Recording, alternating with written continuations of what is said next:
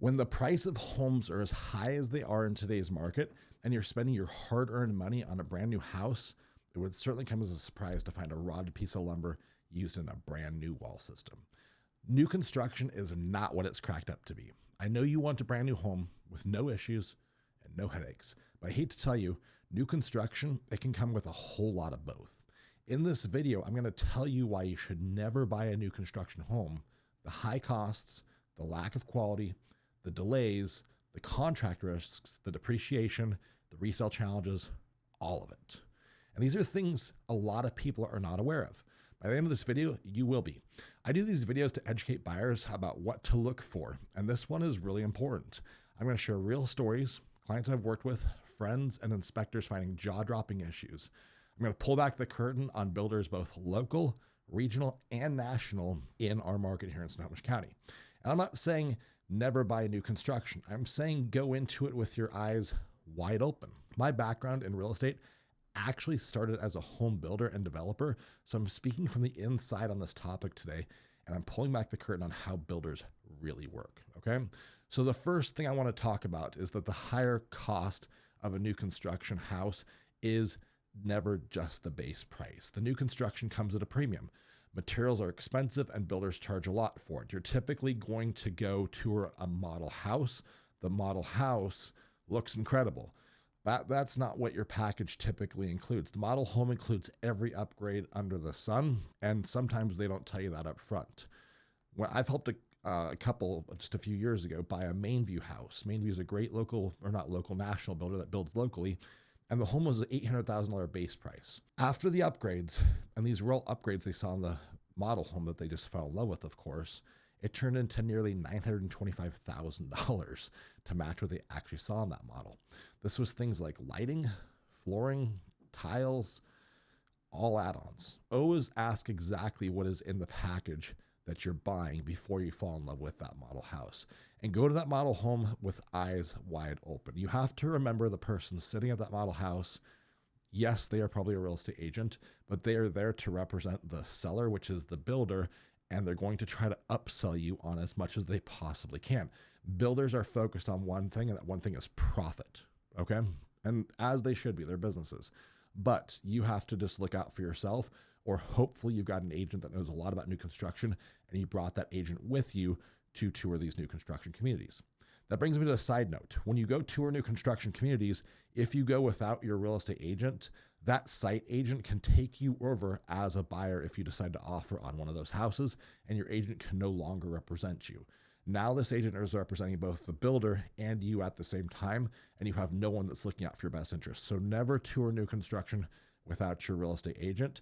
And when you're interviewing agents on who to use to represent you, make sure they have a lot of new construction experience. Make sure they know all of the local builders, the national builders, so they've got just their eyes wide open to everything that's really going on. They're going to share with you the good, the bad, the ugly, and be very upfront and honest with you to help you make the best decision. It's super important. The second thing I want to point out to you is that lot premiums, they add up really fast. These are going to be the best lots in the developments. And while you might think that these lots would just be, hey, the base prices, they never are. Things like a cul-de-sac lot, a golf course view, a premium location like a corner lot, all of these things, they could add $25,000 to $50,000 on top of the base price. And these are charges that are on top of the upgrades. So it stacks up very quickly. You could easily be talking about the base price of the home plus the upgrades plus the lot premium. And now you actually have your true cost, what you're paying for that house. So ask for a full lot premium breakdown before you even look at the home sites and make sure it's gonna be worth it. I do recommend buying one of the better home sites in a new construction community. I like sites that back up to green spaces, not up to other houses. That's going to help you in the resale. I like home sites that don't back up to busy roads. I would always buy a home that does not back up to something that's going to be loud, like a busy road, something like that's going to have a lot of road noise for your backyard. That's going to hurt you on resale as well. So it can be worth having a better lot. You just need to make sure that you're really looking at it carefully. You know, maybe that corner lot doesn't make the most sense, but backing up to a greenbelt does. The third thing that you need to be aware of is that property taxes are going to rise after you close on the house. The property taxes from the county are actually just on the land. So it's very, very low. But after the home has been built, the county then adjusts those taxes the next taxable year. And so lenders are going to estimate how much your taxes are going to be because there's no finished house to assess yet. So typically what I will see lenders do is use between 1 to 2% of the home price as the placeholder for that first year, which might be quite a bit higher than what it could really be. As an example, if the home is a $700,000 home and the lender is using a 1% holding rate for the insurance, that'd be $700,000 or $7,000 that they're going to hold back per year. So that could be a lot more than you end up actually paying in the tax. It just depends on where you're buying at. But once the community fills in and the assessments are done, your taxes can also jump several $1,000s per year. And that's because typically as the community gets built out, the prices continue to go up. There's instances where they go down as well, which is also not good. I'm going to talk to you about that here in just a minute. There's a real risk. But as builders develop and expand on the communities, they try to start at the lowest pricing and then ramp that pricing up as they go deeper into the community.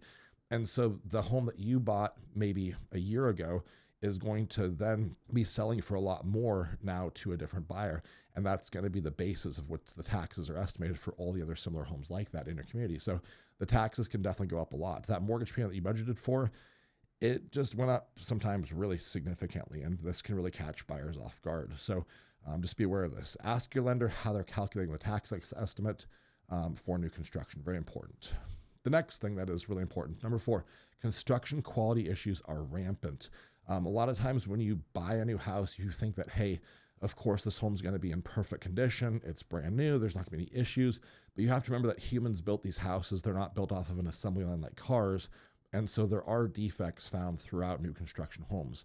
I've had home inspectors where they find defects on $700,000 to $800,000 houses, like loose toilets, exposed underlayment, missed nail plates, improperly installed shingles, all sorts of issues. Big builders like D.R. Horton and Lennar, they've had major documented issues. You can go look up consumer reviews online and you can see what Lennar in particular has as far as their reputation goes with their quality issues, and also some of their warranty issues as well. Like there's been some issues of them actually honoring their warranty. So homeowners have been displaced for months in some instances on these repairs, which you never get compensated for that.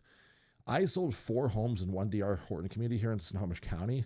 It was Suncrest Farms out in Granite Falls, and every single one of them had a defect with the tub shower fiberglass enclosures in the bathroom, right?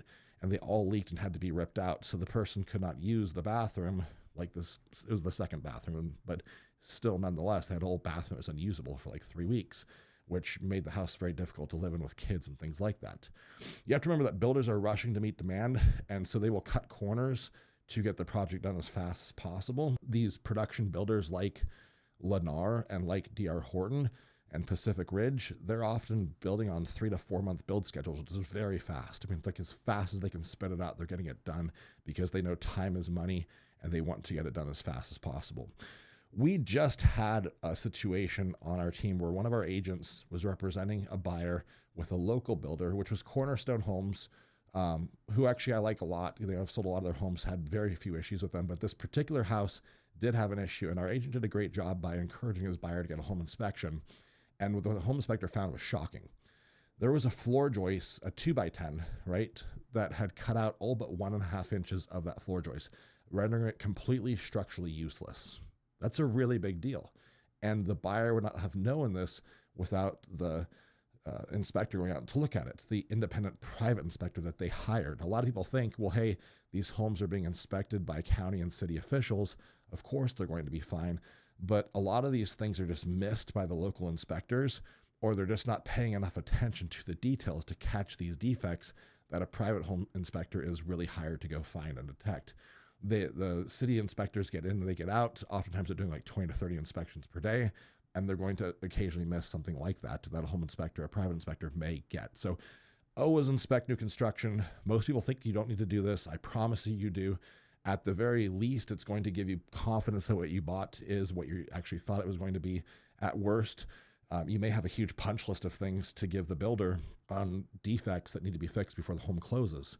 And be very careful agreeing to close that house before those defects and issues are fixed, okay? So it could save you a ton of money. Think of this like very, very cheap insurance, and get past spending the $300 to $500. Just spend it knowing you're investing and protecting yourself with this insurance policy. The next thing, number 5, delays and completion uncertainty are a big issue with new construction. Again, we live in the Northwest. It's rainy. It can be snowy. There's crazy weather here sometimes. You just had like these 100-year floods in December. So weather and labor shortages, supply chain issues, which we had a lot of during COVID, these can all cause major disruptions and delays to the building schedule. A friend of mine was set to close in July. There was no power transformer in the street. It was completely gone. They could not get it put in time. So there's no power to that whole street of houses. It ended up being pushed off all the way till January. And that builder's hands were tied because it was actually the power company holding them up. So it was a 6-month delay before that whole like street of homes actually had power. It was a huge issue for a lot of people. And you have to remember that rate locks typically only last 60 days. So if that builder is delayed, your locked rate for your mortgage that you're applying for and using, it could completely expire and the cost could skyrocket. I had this happen in 2022 when rates jumped up from 3% to 8% in just 9 months. And there was a lot of buyers that lost out on their new rate locks. They were now unable to afford the new payment at the new higher rate. That's a huge jump, and you have to requalify at the interest rate you're actually going to close it on. So that can be a very big issue. And the delays are really sometimes outside of the builder's control. Sometimes they're within their control.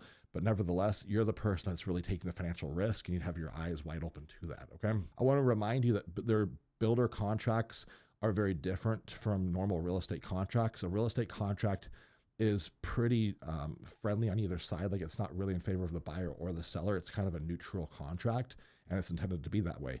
Builder contracts are unilaterally in favor of the builder. They're written by the builder's attorney for the builder, and they put you, the buyer, at a serious disadvantage. Delays are a perfect example of this. Usually the contracts for like a D.R. Horton or Lennar home is going to say something like the builder can delay as long as they need to without penalty. But if you don't close on the day that they tell you to close, you'll be charged a cost per day for any day beyond that for closing. So let's say that you missed your close date by 3 days because you're out of town. They might be charging you $200 a day for that. But if they're 6 months late on giving you the house, there's no penalty against them. So be really careful with those builder contracts. Again, this is where a really good agent comes in. They should know the contract inside and out. And unfortunately, you can't really negotiate builder contracts. You just have to be aware of them. And you have to decide, is it worth the risk I'm taking signing this contract? Or is this just something that's way outside of my comfort zone, and I want to go buy maybe a resale home or a new construction home by a local builder where I can use just regular real estate contracts? Because this is a very big deal. Most people do not know this thing. So next up, number 6, depreciation and resale challenges are a real thing with new construction. Like a new car, new construction homes can depreciate as soon as you close on that house if the market's oversaturated. Sometimes markets shift very quickly. Again, we saw this in 2022.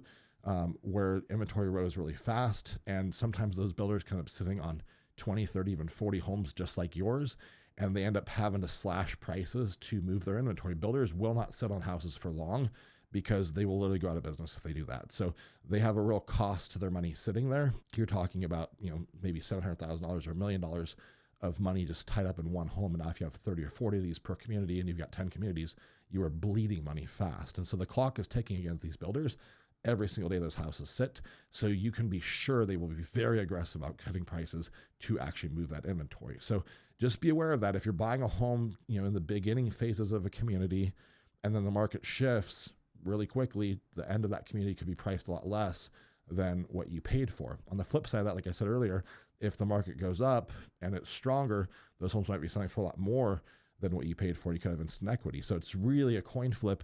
And a lot of times those market conditions are totally outside your control. So these are just things you have to be aware of, not necessarily bad or good things, but just things that you need to have your eyes wide open to. So this is less of an issue if you're buying at the end of the community, but it's more of a problem early on. Buyers will almost always choose new or over a few years new home at the same price or less, meaning if like you list your house in a community and it's going up against the builder's house that's brand new, 9 out of 10 times that buyer's going to pick the new house because no one's lived in it, okay?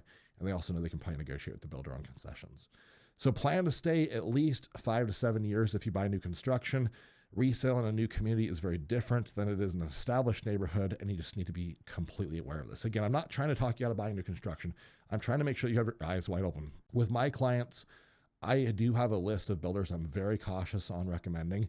And then I have a list of builders that I've had really great experiences with, that I know build a great product, that have inspected out really well, where they honored the contract. It was great. They honored the warranties, no problems whatsoever. And so I always share that list very openly with my buyers. And because they're hiring me as their buyer agent, I'm there to look out for their best interest. I don't care about the builder like the builder's agent does. I just care about them getting the best house at the best price, at the best terms, that's going to be the best fit for them. So just think about that. Your agent really does matter with new construction. Don't just pop into that community and work with the builder's representative. But my wife, Rachel, and I, our team, we've helped over 1,600 families in the last 9 years alone buy or sell a home right here in Snohomish County. A lot of those have been new construction, probably 150, 200 of those homes. So we work with qualified buyers and motivated and coachable sellers each and every day. If you're thinking about buying or selling, go to the link below, schedule a time to chat with us, and see if we might be a good fit to work together. Of course, like this video, share it, subscribe so you don't miss my updates. I post 2 videos each and every week doing a deep dive into topics just like this one.